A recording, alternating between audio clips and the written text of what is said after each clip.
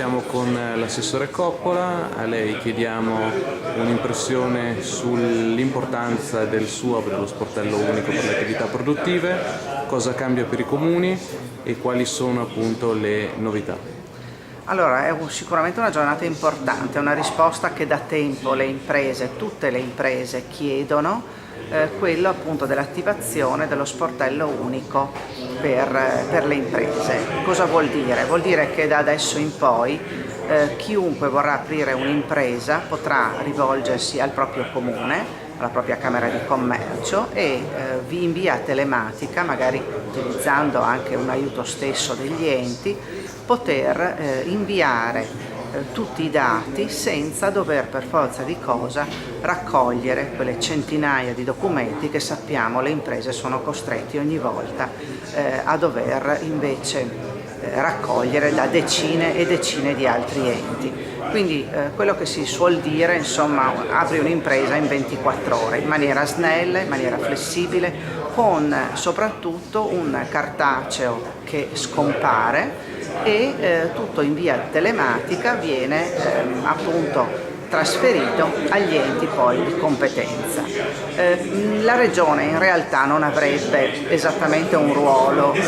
di coordinamento in questo, perché lo Stato lo ha proprio trasferito ai comuni e alle camere di commercio, però qui in Veneto, avendo noi come Regione una lunga esperienza proprio sullo sportello unico per l'urbanistica, che da tempo funziona in maniera importante e in collaborazione con tutti i comuni, è stato un po' di buon senso a metterci insieme appunto ai comuni e alle camere di commercio, a utilizzare quello che era un percorso insomma già avviato, ad implementarlo aggiungendo tutto ciò che riguarda le imprese, il commercio, tutti i vari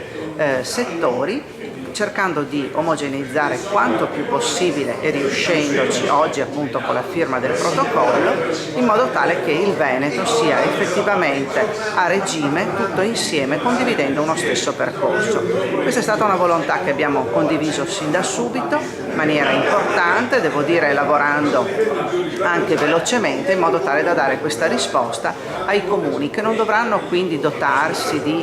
ulteriori programmi, non dovranno affrontare nuove spese, non dovranno ovviamente mettere in piedi all'interno anche dei loro uffici nuovi programmi di informatica, ma potranno utilizzare quanto la Regione, ripeto, insieme all'ANCI e insieme alle Camere di Commercio ha deciso e ha lavorato per poter produrre. È un risultato importante anche perché questo sottolinea la volontà concreta di voler far squadra e dinanzi alle necessità delle imprese credo sia doveroso.